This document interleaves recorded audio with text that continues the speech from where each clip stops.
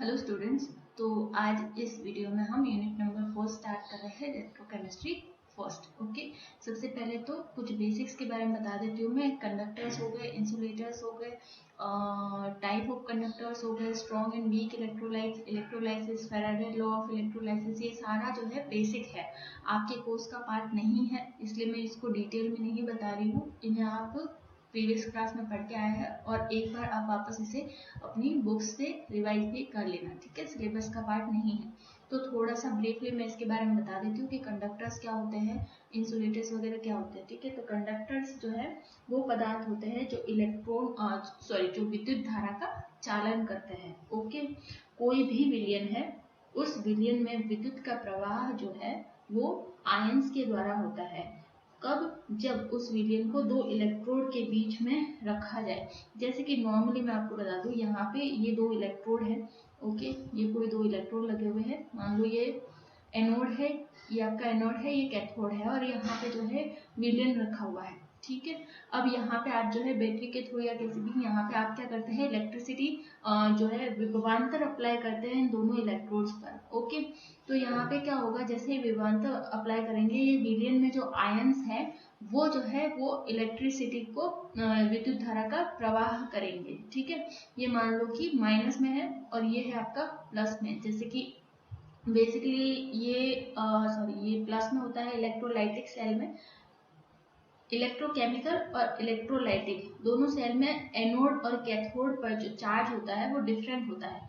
Electrochemical cell में जो anode पर चार्ज होता है वो माइनस होता है, कैथोड पे प्लस होता है। जबकि इलेक्ट्रोलाइटिक सेल में एनोड पे प्लस होता है और कैथोड पे माइनस होता है, ठीक है। तो इलेक्ट्रोलाइटिक सेल में बैटरी लगी होती है और वो बैटरी से आप क्या करते हो, जो है इलेक्ट्रोड्स पर विद्युत अप्लाई करते हो या फिर पोटेंशियल यहाँ पे अप्लाई करते हो, ठीक है। और फिर अप्लाई करने पर के बाद जो है यहाँ पर क्या होता है, आयन जो है वो मूव करते हैं। प्लस पे कौन सा आयन मूव करेंगे, माइनस वाले। मान लो कि यहाँ मैंने क्या लिया है, कॉपर सल्फेट का सॉल्यूशन लिया है। यहाँ पे मैंने कॉपर सल्फेट का सॉल्यूशन लिया है, तो आयंस कौन से बनेंगे, यहाँ पे कॉपर प्लस और सल्फेट 2 माइनस बनेंगे। तो जो ये सल्फेट 2 माइनस है वो तो कहाँ मूव करेंगे, एनोड पर मूव करेंगे। प्लस माइनस को अट्रैक्ट करेगा और यहाँ पे कैथोड पर कौन मूव करेंगे, कॉपर 2 प्लस। और जब ये मूव करेंगे तो उस दौरान जो है यहाँ पर इलेक्ट्रिसिटी जो है वो कैरी करता है ये कॉपर सल्फेट, ठीक है। तो ये इस तरह के जो सब्सटेंस होते हैं या जो पदार्थ होते हैं वो क्या कहलाते हैं, वो हमारे चालक कहलाते हैं। ठोस भी हो सकते हैं और विलयन की फॉर्म में भी हो सकते हैं। तो जो भी सब्सटेंस, चाहे वो ठोस हो या विलयन की फॉर्म में हो, जो इलेक्ट्रिसिटी को ट्रांसपोर्ट करता है वो आपके कंडक्टर्स कहलाते हैं, और जो ट्रांसपोर्ट नहीं कर सकते वो आपके इंसुलेटर्स कहलाते हैं। तो कंडक्टर्स बेसिकली जो है वो 2 टाइप के यहाँ पे दिखाया है कि 2 टाइप के होते हैं, मेटेलिक कंडक्टर कह लो या इलेक्ट्रॉनिक कंडक्टर कह लो। यहाँ पे जो इलेक्ट्रिसिटी का ट्रांसपोर्ट है वो इलेक्ट्रॉन्स के थ्रू होता है, ठीक है। मेटेलिक और इलेक्ट्रॉनिक कंडक्टर जो होते हैं उसमें इलेक्ट्रिसिटी का ट्रांसपोर्ट इलेक्ट्रॉन्स के थ्रू होता है। और जो इलेक्ट्रोलाइटिक कंडक्टर्स होते हैं उनमें जो इलेक्ट्रिसिटी का ट्रांसपोर्ट है या विद्युत धारा का जो चालन है वो आयंस के थ्रू होता है, आयंस के कारण होता है। आयंस जब मूव करेंगे तो उस वजह से जो है वहां पे इलेक्ट्रिसिटी ट्रांसपोर्ट करेगा वो विलयन या सब्सटेंस। ओके, तो ये थे कुछ टाइप, जनरल बताया है, ठीक है। डिटेल में आपसे पढ़ना। इसके बाद जो है स्ट्रॉन्ग और वीक इलेक्ट्रोलाइट क्या होते हैं। तो स्ट्रॉन्ग और वीक इलेक्ट्रोलाइट देखें तो स्ट्रॉन्ग इलेक्ट्रोलाइट्स वो होते हैं जो कंप्लीटली आयंस में जो है वो टूट जाए। ऐसे इलेक्ट्रोलाइट्स जो पूरी तरह से आयंस में टूट जाते हैं वो आपके स्ट्रॉन्ग इलेक्ट्रोलाइट्स कहलाते हैं, ठीक है। जैसे कि HCl हो गया, ओके, HCl हो गया, NaOH हो गया, KOH हो गया, ये सारे क्या होते हैं, ये स्ट्रॉन्ग इलेक्ट्रोलाइट है, ठीक है। ये जैसे ही आप इनका द्रव में सॉल्यूशन भी बनाते हैं तो ये पूरी तरह से आयंस में टूट जाते हैं, ठीक है। कोई भी पार्टी थोड़ा भी ये जो है इसकी मात्रा जो है वो सॉलिड फॉर्म में नहीं रहती है, जिस भी फॉर्म में होता है उस फॉर्म में नहीं रहती है, पूरी तरह से आयंस में टूट जाते हैं। जबकि कुछ ऐसे पदार्थ होते हैं, कुछ ऐसे सब्सटेंस होते हैं जिनका अगर आप सॉल्यूशन बनाए तो वो पूरी तरह से जो है आयंस में नहीं टूटते, उसका कुछ पार्ट जो है वो एज इट इज रहता है, जैसे NH4OH हो गया, HCN हो गया, ठीक है, पूरी तरह से ये नहीं घुलता, पूरी तरह से आयंस में ये नहीं टूटता है, जिस वजह से इन्हें हम क्या कहते हैं, वीक इलेक्ट्रोलाइट्स कहते हैं, ठीक है। तो ये आपके वीक इलेक्ट्रोलाइट्स होते हैं, राइट। नेक्स्ट है इलेक्ट्रोलाइसिस किसे कहते हैं, ठीक है। तो इलेक्ट्रोलाइसिस मैंने जो यहाँ बताया है आपको वही है इलेक्ट्रोलाइसिस। कि इलेक्ट्रोलाइसिस में क्या होता है, आप एक सेल लेते हैं, जैसे कि मैं वापस से आपको ड्रॉ करके सही से बताती हूँ। एक सेल लेते हैं, उसमें आप क्या करते हैं, इलेक्ट्रोड रख देते हैं, और फिर इलेक्ट्रोड रखने के बाद जो है उसे बैटरी से जोड़ते हैं, और बैटरी से जोड़ने के बाद आप क्या करते हैं, उसमें इलेक्ट्रिसिटी पास करते हैं, बाहर से विभवांतर देते हैं उसे। ये जैसे कि ये सेल लिया हमने, ये 2 इलेक्ट्रोड लिए, ठीक है, ये 2 इलेक्ट्रोड लिए और यहाँ इसको हमने बैटरी से जोड़ दिया। अब बैटरी से जोड़ के आपने क्या किया है, विद्युत प्रवाहित की है इन इलेक्ट्रोड्स में, ठीक है। तो अब ये तो मेरा एनोड रहा, ये मेरा कैथोड रहा। एनोड मेरा रहेगा प्लस चार्ज में, कैथोड मेरा रहेगा माइनस चार्ज में, ठीक है। अब वापस से मैं वही बताती हूँ कि अब मान लो मैंने यहाँ पे किया था AgNO, ये सॉल्यूशन मेरा था AgNO3, ठीक है, ये सॉल्यूशन मेरा था AgNO3, जो कि किस फॉर्म में रहेगा यहाँ पे Ag। अब मैं थोड़ा सा इसको सही से लिख लेती हूँ, ठीक है। इसमें AgNO3 का सॉल्यूशन दिया था हमने, और ये रहता है हमारा Ag प्लस और NO3 माइनस की फॉर्म में। अब ये जो आपने दोनों इलेक्ट्रोड लिए हैं, एनोड और कैथोड, जिस पर प्लस चार्ज है और माइनस चार्ज है, उस वजह से आपने यहाँ पे विद्युत प्रवाहित की है, जिसके वजह से यहाँ पर विभवांतर जनरेट हो गया है, ठीक है। तो ये Ag क्या करेगा, ये जाएगा इधर मूव करेगा, और ये NO3 क्या करेगा, ये जाएगा इस पे मूव करेगा, ठीक है। तो इस वजह से क्या होता है, यहाँ पर ये जो पूरी प्रक्रिया है, इस प्रक्रिया को ही हम क्या कहते हैं, ये गमन की जो प्रक्रिया है, Ag प्लस कैथोड पे गया और NO3 प्लस एनोड पे गया आयंस में टूट के, तो ये जो गमन की प्रक्रिया है, ये पूरी प्रक्रिया घटना क्या कहलाती है, इलेक्ट्रोलाइसिस कहलाती है, ठीक है। और ये जो अपघटन है वो जलीय अवस्था या संतुलित अवस्था में विद्युत प्रवाह करवाता है, जलीय विद्युत अपघटन कारक, क्लियर है। ओके, तो ये थोड़ा सा बेसिक था।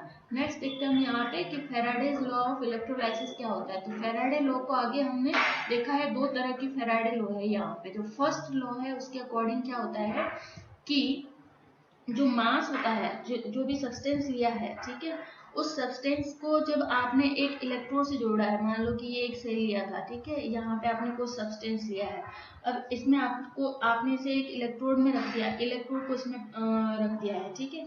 अब क्या होता है, जैसे ही विद्युत यहाँ पे बहेगी, ओके, तो कुछ पार्ट जो है आके यहाँ पे इस इलेक्ट्रोड पर जम जाता है, कुछ पार्ट यहाँ पे आके जम जाता है, या फिर यहाँ से कहे कि कुछ पार्ट, ये जो सॉल्यूशन था यहाँ से मुक्त हो जाता है, इस सॉल्यूशन से मुक्त हो जाता है और इस इलेक्ट्रोड पे जम जाता है विद्युत की मात्रा, विद्युत प्रवाह करने पर, ठीक है।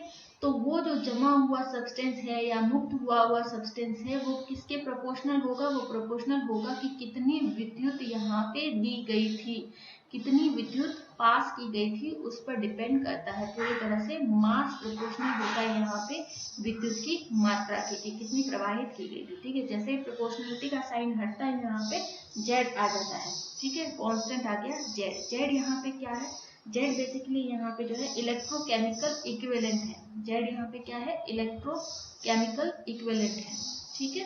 जेड यहाँ पे इलेक्ट्रोकेमिकल इक्विवेलेंट है, जो कि एक कांस्टेंट है, ओके।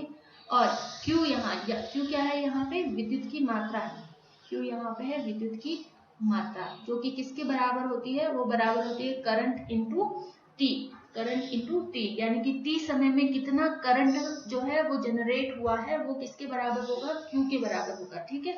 अब जो ये Q की वैल्यू जब हमें पता है, तो इस Q की वैल्यू हम यहाँ पे पुट कर देंगे, तो M क्या हो जाएगा हमारा, यहाँ पे M हो जाएगा ZI T के बराबर, ठीक है।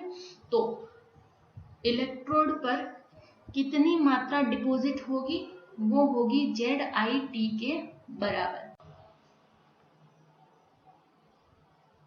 जो फैराडे का सेकेंड लॉ है, उसमें हम देखते हैं कि जैसे कि ये एक सेल है, ठीक है, इसमें दो इलेक्ट्रोड लगे हुए हैं, एक चैम्बर में आपने AgNO3 रखा है और दूसरा जो सॉल्यूशन रखा है वो है इलेक्ट्रोलाइट जो रखा है वो है कॉपर सल्फेट। ओके, अब हम यहाँ कह रहे हैं कि अगर इस सेल में अगर हम 1 कूलाम एनर्जी या फिर विद्युत धारा पास कराए तो Ag का कितना पार्ट या कितना भार जो है इस इलेक्ट्रोड पर जो है डिपॉजिट होगा और कॉपर का कितना पार्ट जो है इस इलेक्ट्रोड पर डिपॉजिट होगा। तो सेकेंड लॉ फैराडे का कहता है कि कितना पार्ट डिपॉजिट होगा वो प्रोपोर्शनल होगा उसके इक्विवेलेंट वेट के। क्या होगा, जितना भी पार्ट डिपॉजिट होगा, m है यहाँ पे ग्राम, जितना पार्ट इलेक्ट्रोड पर डिपॉजिट होना है वो प्रोपोर्शनल होगा उसके इक्विवेलेंट वेट के। अभी प्रोपोर्शनलिटी का साइन जैसे ही हटता है कांस्टेंट आता है, ठीक है। अब ये मैं लिखूँ इसके लिए AgNO3 के लिए लिखूँ तो ये 1 क्योंकि C तो कांस्टेंट है ऐसे ही रहेगा, और यहाँ पे मैं लिखूँ कॉपर सल्फेट के लिए तो C तो यहाँ पे भी कांस्टेंट आएगा और इसके लिए आएगा ये, तो कांस्टेंट से कांस्टेंट कैंसिल हो गया, तो फाइनल जो इक्वेशन बनती है वो आपकी बन जाती है ये m1/m2 = E1/E2, राइट। अब यहाँ पे जो है आप इसी इक्वेशन को इस तरह से भी लिख सकते हैं। अगर Ag के लिए लिखना चाहे तो हम इस तरह से लिख देंगे और कॉपर के लिए लिखना चाहे तो हम इस इक्वेशन को इस तरह से लिख देंगे। E यहाँ पर इक्विवेलेंट वेट है और m यहाँ पर जितना मास यहाँ पे ग्राम में डिपॉजिट हुआ है उसकी वैल्यू है, ठीक है। अब Ag के लिए अगर आप निकालना चाहे, ठीक है, तो यहाँ पे लिखेंगे इक्विवेलेंट वेट जो है वो कितना होता है Ag का, तो वो होता है 107.88, ठीक है।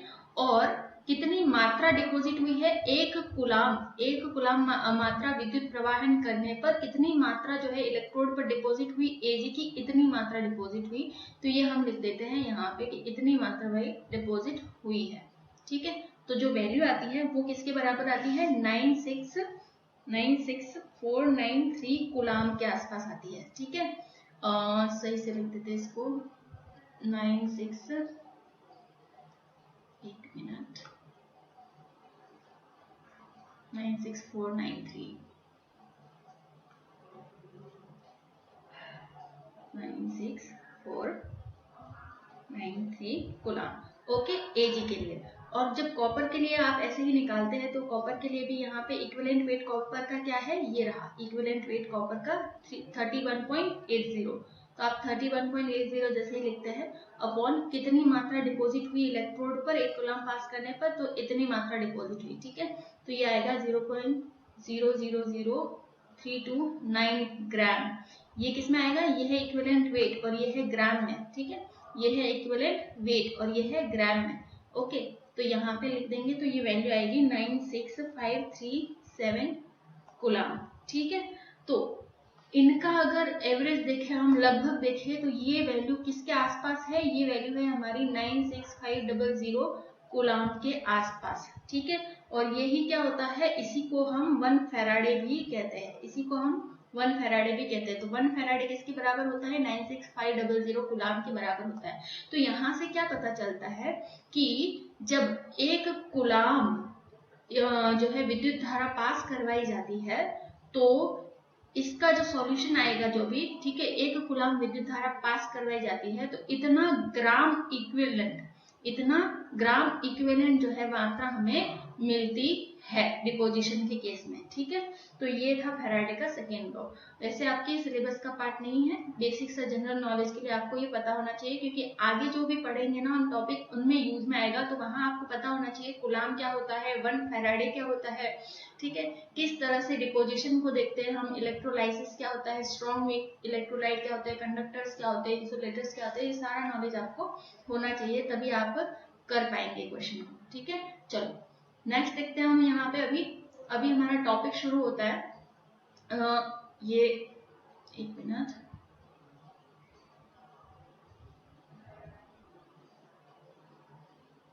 ठीक है, टॉपिक शुरू होता है हमारा कंडक्टेंस, ठीक है। कंडक्टेंस आपके सिलेबस का पहला टॉपिक है, पर कंडक्टेंस को स्टार्ट करने से पहले आपको एक जनरल टर्म या फिर जनरल लॉ पता होना चाहिए यहाँ पे, वो है ओम्स लॉ, ठीक है, क्योंकि ओम्स लॉ यहाँ पे सब जगह लगभग आपका यूज में होना है, ओके, डायरेक्ट नहीं होगा इनडायरेक्टली होगा, पर यहाँ पे आपको ओम्स लॉ की नॉलेज होनी चाहिए। तो ओम्स लॉ क्या कहता है कि जो भी इंटेंसिटी होती है करंट की, ठीक है, जो भी करंट की इंटेंसिटी होती है वो डायरेक्टली प्रोपोर्शनल होती है किसके, पोटेंशियल डिफरेंस के। जो भी करंट की इंटेंसिटी होती है वो डायरेक्टली प्रोपोर्शनल होती है पोटेंशियल डिफरेंस के। ई यहाँ पे क्या है, ई यहाँ पे पोटेंशियल डिफरेंस है। और इनवर्सली जो है वो जो करंट की इंटेंसिटी होती है वो क्या होती है, 1/r के बराबर होती है, यानी रेजिस्टेंस के बराबर होती है। तो ओम्स लॉ बेसिकली जहां एप्लीकेबल होता है वो मेटेलिक कंडक्टर्स में एप्लीकेबल होता है। मेटेलिक मतलब कि जो सॉलिड कंडक्टर्स होते हैं जिसमें इलेक्ट्रॉन्स के थ्रू जो है विद्युत का प्रवाह होता है, वहां पे एप्लीकेबल होता है, ज्यादातर वहां देखने को मिलता है कि हम यूज करते हैं। ठीक है, फिर यहाँ पे भी ओम्स लॉ का कुछ यूज होगा, वो किस तरह से होगा वो हम देखेंगे यहाँ पे। तो जो मेटेलिक कंडक्टर्स होते हैं, और उसके बाद यहाँ पे हम देखेंगे कि जो इलेक्ट्रोलाइटिक कंडक्टर्स होते हैं जो सॉल्यूशन फॉर्म में, वहां पे भी हम ओम्स लॉ का यूज करेंगे। तो बेसिकली ये आपका ओम्स लॉ है, आपको इसकी नॉलेज होनी चाहिए। ठीक है, नेक्स्ट देखते हैं हम, आपका फर्स्ट टॉपिक जो है सिलेबस का वो है कंडक्टेंस। ओके, तो यहाँ पे कंडक्टेंस एक्चुअल में होता क्या है, तो मैथमेटिकली अगर इसे देखें कंडक्टेंस को, तो कंडक्टेंस एक्चुअल में रेजिस्टेंस का रेसिप्रोकल होता है। जो आपने यहाँ पे देखा, ठीक है, कि जो आई है वो E/R होता है, रेजिस्टेंस वही वाला रेजिस्टेंस है ये, जो आपने यहाँ ओम्स लॉ में देखा था वही वाला रेजिस्टेंस है ये। ठीक है, तो कंडक्टेंस क्या होता है एक्चुअल में, कंडक्टेंस हमेशा रेजिस्टेंस का रेसिप्रोकल होता है। ठीक है, तो ये था कंडक्टेंस का डेफिनेशन, और मैथमेटिकली भी आप इसको इस तरह से देखेंगे। ओके, अब यूनिट क्या होता है कंडक्टेंस का, तो बेसिकली जो रेजिस्टेंस होता है R होता है उसका यूनिट होता है ओम। जो रेजिस्टेंस R होता है उसका यूनिट होता है ओम। तो यहाँ पर कंडक्टेंस जो है वो क्या है, R का रेसिप्रोकल है, यानी कि यहाँ पे हम लिख दे अगर ये देखो 1/ओम लिख दे, क्योंकि रेजिस्टेंस है ये, तो 1/ओम लिख दे, तो बेसिकली ये क्या हो जाएगा, ओम इनवर्स। तो कंडक्टेंस के लिए जो यूनिट होगा वो क्या रहेगा, ओम इनवर्स। ठीक है, जिसको ओम को आप इस तरह से भी रिप्रेजेंट करते हैं, तो यहाँ पे ये हो गया ओम इनवर्स। या फिर इस इनवर्स को अगर नहीं लिखना चाहो आप तो डायरेक्ट लिख सकते हो मो, MHO। ठीक है, तो ये था कंडक्टेंस का यूनिट। इसके बाद जो इम्पोर्टेंट पॉइंट आता है यहाँ पे कि स्पेसिफिक कंडक्टेंस क्या होता है। स्पेसिफिक कंडक्टेंस क्या होता है, तो एक्चुअल में जो स्पेसिफिक कंडक्टेंस होता है वो स्पेसिफिक रेजिस्टेंस का रेसिप्रोकल होता है। ठीक है, एक्चुअल में जो स्पेसिफिक कंडक्टेंस होता है वो क्या होता है, स्पेसिफिक कंडक्टेंस का रेसिप्रोकल होता है, और साथ ही जो L/A के मल्टीप्लीकेशन के यहाँ पे बराबर होता है। ठीक है, तो यहाँ पे देखते हैं कि किस तरह से। तो बेसिकली जो रेजिस्टेंस है, आगे अगर आप देखें तो रेजिस्टेंस जो है वो डायरेक्टली प्रोपोर्शनल होता है लेंथ के। मान लो कि ये आपने सेल लिया है कोई, ठीक है, अब इस सेल में जो इसकी सेल की जो स्पेसिफिक कंडक्टेंस है, इसमें सेल में जो भी पदार्थ डाला हुआ है, ठीक है, तो ये एक सेल है और इस सेल में जो भी पदार्थ डाला हुआ है, अब इस पदार्थ की जो है स्पेसिफिक कंडक्टेंस आपको पता करनी है। तो उसके लिए पूरा इसका सॉल्यूशन अगर आप देखें तो पहले तो हमें पता होना चाहिए कि कंडक्टेंस क्या है। कंडक्टेंस है क्या है, रेजिस्टेंस का रेसिप्रोकल। तो रेजिस्टेंस क्या है, एक्चुअल में रेजिस्टेंस जो होता है वो होता है L/A के बराबर। ठीक है, L यहाँ क्या है, L यहाँ पे है लेंथ, L क्या है, लेंथ, जो भी सेल होगा उसकी लेंथ। ठीक है, और A क्या है, यहाँ पे A है क्रॉस सेक्शनल एरिया। A क्या है, क्रॉस सेक्शनल एरिया। तो जैसे ही यहाँ पे ये प्रोपोर्शनलिटी का साइन हटता है तो यहाँ पे आ जाता है एक कांस्टेंट, और ये जो रो जो कांस्टेंट है वो किसके बराबर होता है, स्पेसिफिक रेजिस्टेंस कहते हैं। ये रो क्या है, एक स्पेसिफिक रेजिस्टेंस। R यहाँ पे है स्पेसिफिक रेजिस्टेंस, और रो है यहाँ पे स्पेसिफिक रेजिस्टेंस। ठीक है, अब अगर मैं L की वैल्यू रख दूं 1 सेंटीमीटर के आसपास, L क्या रख दूं 1 सेंटीमीटर, और जो क्रॉस सेक्शनल एरिया है वो रख दूं मैं 1 सेंटीमीटर स्क्वायर के बराबर। ठीक है, तो यहाँ पे L की जगह क्या आ जाएगा 1, और यहाँ पे भी A की जगह क्या आ जाएगा 1। ओके, और यहाँ पे सेंटीमीटर, ये सेंटीमीटर सेंटीमीटर स्क्वायर, 1 सेंटीमीटर से सेंटीमीटर कैंसिल हो जाएगा, तो ये नीचे क्या बचेगा, ओनली 1 सेंटीमीटर बचेगा, और ये जब ऊपर जाएगा तो सेंटीमीटर इनवर्स हो जाएगा, वो देखेंगे बाद में हम। ठीक है, उससे पहले देखते हैं कि ये सॉल्व कैसे करते हैं। तो L की वैल्यू भी है 1 सेंटीमीटर और A की वैल्यू भी है 1 सेंटीमीटर स्क्वायर। तो यहाँ पे वैल्यू रखने के बाद हमें पता चला कि जब हम इलेक्ट्रोलाइट का जो है लेंथ 1 सेंटीमीटर रखे और क्रॉस सेक्शनल एरिया 1 सेंटीमीटर रख दे, तो उस केस में रेजिस्टेंस जो है वो स्पेसिफिक रेजिस्टेंस के बराबर हो जाता है। ठीक है, और यहाँ पे एक और इम्पोर्टेंट पॉइंट है कि ये जो स्पेसिफिक रेजिस्टेंस का जो गुण है उसमें एक गुण ये है कि स्पेसिफिक रेजिस्टेंस जो है एक कांस्टेंट है जो डिपेंड करता है नेचर ऑफ मटेरियल पे।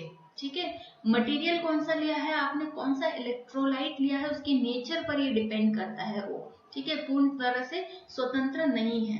ओके, तो यहाँ पे देखो, अब हमें क्या करना है, स्पेसिफिक कंडक्टेंस निकालना है। और मैंने क्या कहा कि जो स्पेसिफिक कंडक्टेंस है, बेसिकली स्पेसिफिक कंडक्टेंस को आप कप्पा से रिप्रेजेंट करते हैं। ये जो साइन है इसको कप्पा कहते हैं। ठीक है, तो वो कप्पा से रिप्रेजेंट करते हैं। और स्पेसिफिक कंडक्टेंस जो है वो स्पेसिफिक कंडक्टेंस हाँ जो है वो स्पेसिफिक रेजिस्टेंस का रेसिप्रोकल होता है। ठीक है, तो ये रहा रो, 1/ρ स्पेसिफिक कंडक्टेंस का रेसिप्रोकल या इनवर्स कह सकते हैं। ठीक है, अब हमारे पास क्या था, हमारे पास बेसिकली ये फॉर्मूला था L/A। ठीक है, अब मुझे 1/ρ निकालना है, यानी कि मुझे क्या चाहिए, कप्पा चाहिए। तो मैं ये क्या करूंगी, रो को बराबर के इधर ले जाऊंगी और आर को इधर ले जाऊंगी। तो मल्टीप्लीकेशन में है तो रो क्या आ जाएगा, डिवाइड में। आर भी यहाँ पे ऊपर की साइड है, बराबर के उस साइड जाएगा तो क्या आ जाएगा, नीचे। ठीक है, और ये L/A। अब मैं कह रही हूँ 1/ρ तो मेरा कप्पा के बराबर है, यानी कि स्पेसिफिक कंडक्टेंस के बराबर है। तो आप कह सकते हो यहाँ से कि जो मेरा कप्पा होगा वो किसके बराबर होगा, 1/r L/A के बराबर होगा। यही कहेंगे हम। ठीक है, यही कहेंगे।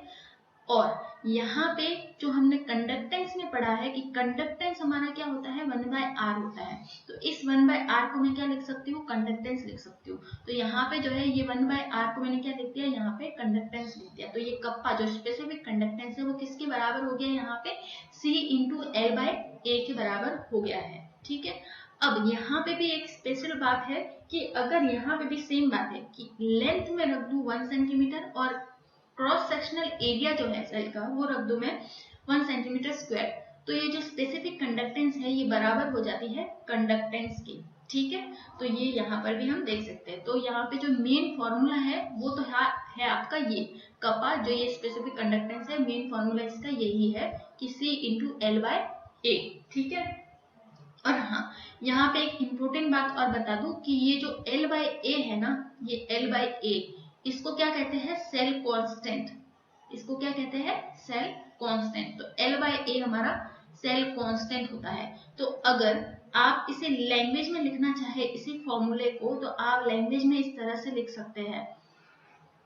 ये जो फॉर्मूला है, ठीक है, ये जो फॉर्मूला है, इसी फॉर्मूले को लैंग्वेज में लिखना चाहे तो आप यहाँ पे लिखेंगे स्पेसिफिक कंडक्टेंस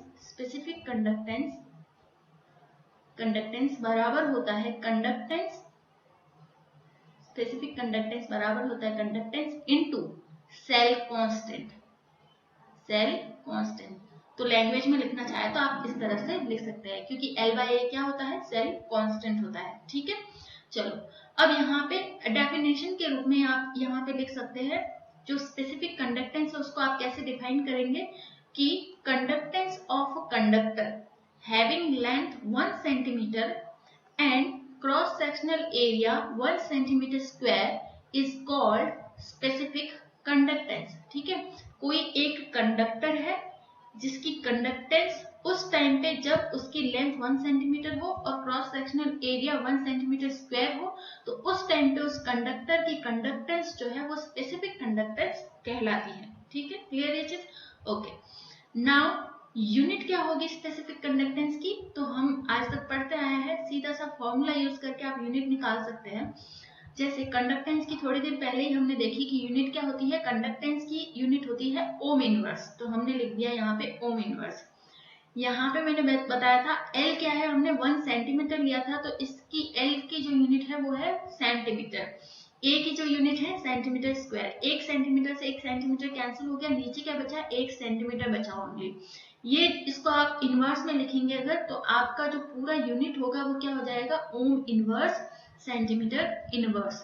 तो कप्पा यानी कि स्पेसिफिक कंडक्टेंस की जो यूनिट होती है वो होती है ओम इनवर्स सेंटीमीटर इनवर्स। अगर कुछ वैल्यूज आपको मीटर में दे रखी है तो मीटर भी हो सकती है, ऐसा कोई रिजिड रूल नहीं है कि सेंटीमीटर में ही होगा। वैल्यू अगर मीटर में दे रखी है क्वेश्चन में तो मीटर में भी हो सकता है। तो ओम इनवर्स मीटर इनवर्स या ओम इनवर्स सेंटीमीटर इनवर्स हम यहाँ पे कहेंगे कि स्पेसिफिक कंडक्टेंस का यूनिट होती है। ओके, नेक्स्ट देखते हैं हम इक्विवेलेंट कंडक्टेंस, नेक्स्ट देखेंगे हम इक्विवेलेंट कंडक्टेंस। तो इक्विवेलेंट कंडक्टेंस बेसिकली क्या होता है, देखो फॉर्मूले से पता चल रहा है। तो पहले तो इसकी डेफिनेशन देख लेते हैं। It is defined as conducting power of all ions produced by 1 gram equivalent of an electrolyte in V centimetre cube water. ठीक है, मान लो कि ये आपका एक सेल है, ठीक है, इस सेल में आपने कोई भी एक इलेक्ट्रोलाइट डाला है, मान लो कि यहाँ पे आपने AgNO3 डाल दिया इलेक्ट्रोलाइट, ठीक है। इसको आपने क्या किया, 20 सेंटीमीटर क्यूब जो वॉल्यूम है इतने वाटर में घोल के डाला है, ठीक है। तो ये 20 सेंटीमीटर क्यूब वाटर में जो घोला है आपने AgNO3, और घुलने के बाद जितने भी आयंस AgNO3 के बने हैं, यानी कि ये बनेगा Ag प्लस बनेंगे और Ag माइनस आयंस बनेंगे। तो जितने भी टोटल आयंस थे Ag प्लस और NO3 माइनस के, वो सारे मिलके जो कंडक्टिंग पावर शो करेंगे, वही हमारे क्या कहलाती है, इक्विवेलेंट कंडक्टेंस कहलाती है। तो इक्विवेलेंट कंडक्टेंस क्या होती है, वापस बता देते हैं कि 1 ग्राम इक्विवेलेंट, इस V वॉल्यूम H2O में अगर 1 ग्राम इक्विवेलेंट आप इलेक्ट्रोलाइट घोलते हैं, उस घोलने की वजह से जितने आयन प्रोड्यूस होंगे, उन सारे आयंस का जो कंडक्टिंग पावर होगा वही आपकी इक्विवेलेंट कंडक्टेंस कहलाती है, ठीक है। जिसको आप मैथमेटिकली फॉर्मूले से शो करते हो इस तरह से। ये क्या है, ये लैम्डा V जो है आपकी इक्विवेलेंट कंडक्टेंस को दर्शाती है। इसको इस तरह से रिप्रेजेंट करेंगे, जो कि किसके बराबर होती है, specific conductance into V। V यहाँ पे क्या है, वॉल्यूम, किसका वॉल्यूम, ये पूरा सॉल्यूशन जिसमें बना है V वॉल्यूम, सॉल्यूशन जिसमें बना है उसका वॉल्यूम, ठीक है। अब यहाँ पे वॉल्यूम में आप बता सकते हो C यहाँ पे क्या है, C ये जैसे कि मैंने यहाँ पे लिखा है इसी वॉल्यूम को, ये V is equal to 1000 by C, यानी कि 1 लीटर जो है वाटर में कितना इक्विवेलेंट ग्राम इक्विवेलेंट आपने इलेक्ट्रोलाइट घोला है। V वॉल्यूम क्या है, वॉल्यूम है टोटल सॉल्यूशन का वॉल्यूम, यानी कि 1 लीटर वाटर में कितना ग्राम इक्विवेलेंट आपने इलेक्ट्रोलाइट घोला है, वो वैल्यू है यहाँ पे ये, ठीक है। तो ये क्या है, इलेक्ट्रोलाइट की वैल्यू, जो इसको हम मल्टीप्लाई कर देंगे किससे, कप्पा से, स्पेसिफिक कंडक्टेंस से मल्टीप्लाई कर देंगे, ठीक है। तो हमें यहाँ पे क्या मिलेगा, इक्विवेलेंट कंडक्टेंस। तो मैथमेटिकली आप इस तरह से इसको रिप्रेजेंट कर सकते हैं। ओके, चलो नेक्स्ट देखते हैं हम यहाँ पे किसकी यूनिट क्या होती है इक्विवेलेंट कंडक्टेंस की। तो फॉर्मूले से ही अगेन निकालना है हमें, यूनिट क्या होती है। देखो फॉर्मूला ये था, आप डायरेक्ट नहीं निकाल सकते, तो सिंपली आप क्या करेंगे, यहाँ पे कप्पा की वैल्यू, कप्पा का जो फॉर्मूला है वो ये था, स्पेसिफिक इक्विवेलेंट कंडक्टेंस का फॉर्मूला ये है, कप्पा का फॉर्मूला ये है। तो यहाँ पे K की जगह आप क्या करेंगे, कप्पा का फॉर्मूला रख देंगे। अब इजी हो गया ये यहाँ पे, ठीक है। क्या होगा, देखो ये इसकी यूनिट क्या हो जाएगी, यहाँ पे इसकी यूनिट हो जाएगी, ये था हमारा ओम, रेजिस्टेंस की वैल्यू क्या होती है, ओम, ये था हमारा सेंटीमीटर, ये था हमारा सेंटीमीटर स्क्वायर, ठीक है। और ये जो है ये क्या है हमारा ग्राम इक्विवेलेंट पर लीटर, ये क्या है ग्राम इक्विवेलेंट, ठीक है। सॉरी ये है हमारा पर लीटर, सेंटीमीटर क्यूब किसके बराबर होता है, लीटर के ही बराबर होता है, ठीक है। तो centimetre cube, okay, 10 to the power 3 centimetre cube litre के ही बराबर होता है। और ये आ गया आपका, क्या दिया था आपने, इक्विवेलेंट। इक्विवेलेंट क्या है यहाँ पर, इक्विवेलेंट है कंसंट्रेशन का ही एक फॉर्म है, ठीक है। इक्विवेलेंट वेट हो गया, मोल हो गया, ठीक है। तो ये कंसंट्रेशन के फॉर्म है, ओके। तो यहाँ पे आप इसको इस तरह से नहीं लिखेंगे, आप यहाँ पे लिखेंगे, हमें तो क्या चाहिए, सेंटीमीटर क्यूब यहाँ पे आएगा, क्योंकि हमने यहाँ पे क्या लिया है, ये कौन गया, ये V वॉल्यूम, सेंटीमीटर क्यूब को हम लिखते हैं लीटर के फॉर्म में, ओके। तो चलो यहाँ पे क्या होगा, देखो सेंटीमीटर स्क्वायर से इसको कैंसिल करेंगे तो ये क्या आ जाएगा, यहाँ पे 1 सेंटीमीटर बच जाता है। तो फाइनली ये जो सिग्मा लैम्डा V है, इसकी वैल्यू क्या आएगी, यहाँ पे ये हो जाएगा ओम इनवर्स आ जाएगा, ऊपर बचा कितना है, 2 सेंटीमीटर स्क्वायर बचे, तो मल्टीप्लाई करके स्क्वायर हो जाएगा। और नीचे ये जो है इक्विवेलेंट है, ठीक है, ये भी ऊपर जाएगा, इक्विवेलेंट ये भी ऊपर जाएगा तो ये इनवर्स में आ जाएगा। तो बेसिकली जो इक्विवेलेंट कंडक्टेंस है उसकी यूनिट क्या हो जाएगी, ohm inverse centimetre square equivalent inverse. ठीक है, तो ये होता है बेसिकली इक्विवेलेंट कंडक्टेंस का यूनिट। ओके, नेक्स्ट चलते हैं हम यहाँ पे। नेक्स्ट है मोलर और मॉलिक्यूलर कंडक्टेंस। डेफिनेशन देखते हैं क्या होती है। डेफिनेशन होती है इसकी कि it is defined as conducting power of all ions produced by 1 mole electrolyte in given V cm³ water। Simple है, कुछ भी नया नहीं है इसमें। वहां पे हमने क्या लिया था, इक्विवेलेंट वेट लिया था। यहाँ कंसंट्रेशन को किस फॉर्म में लिया था, इक्विवेलेंट वेट के फॉर्म में लिया था। यहाँ पे कंसंट्रेशन को हम किस फॉर्म में ले रहे हैं, मोल की फॉर्म में ले रहे हैं। तो यहाँ पे हम कह रहे हैं कि अगर 1 लीटर में मैं कितना मोल घोलती हूँ, ठीक है, वही मेरा वॉल्यूम होगा यहाँ पे। ओके, वही किसके बराबर होगा, V के बराबर होगा। तो अगर आपको मोलर कंडक्टेंस निकालना है तो आप क्या करेंगे, कप्पा से मल्टीप्लाई करेंगे वॉल्यूम को, जिसमें भी, ये मान लो कि ये आपका सेल था, यहाँ पे आपने V वॉल्यूम लिया है, जो कि V वॉल्यूम किसका है, 1 लीटर वाटर में आपने कितना मोल इलेक्ट्रोलाइट घोला है। ठीक है, इसको मल्टीप्लाई कर दो कप्पा से बाद में। ठीक है, तो ये क्या हो जाएगा, ये बराबर हो जाएगा आपका मोलर कंडक्टेंस के। तो ये आपका फॉर्मूला हो गया मोलर कंडक्टेंस का, सिंपल सा है। ठीक है, अब जहां से जिस तरह से आपने वहां पे किया था वैसे के वैसे आपको यहाँ पे भी करना है। वापस से जो है आप कप्पा के पूरा करने की जरूरत नहीं है आपको। ठीक है, वो जो कप्पा के लिए वैल्यू निकाली थी वो तो एज इट इज आएगी, और यहाँ पे एक्स्ट्रा क्या आ रहा है, बस इक्विवेलेंट की जगह आपको लिखना है मोल। तो यहाँ पे यूनिट ऑफ लैम्डा एम किसके बराबर होगा, ohm inverse centimetre square mole inverse के बराबर। बिल्कुल इस तरह से जहां आपने ये वाला कैलकुलेशन किया है। ठीक है, यहाँ पे इक्विवेलेंट की जगह क्या लिखना है, सिर्फ मोल। तो ये जो यूनिट होगी वो ये आ जाएगी, इक्विवेलेंट की जगह मोल इनवर्स। क्लियर, तो ये था मॉलिक्यूलर कंडक्टेंस या मोलर कंडक्टेंस। ओके, तो यहाँ पे कंडक्टेंस की जो बेसिक डेफिनेशंस होती है वो हमने कवर की है, बाकी जो है वो हम नेक्स्ट क्लास में पढ़ेंगे। Okay, thank you.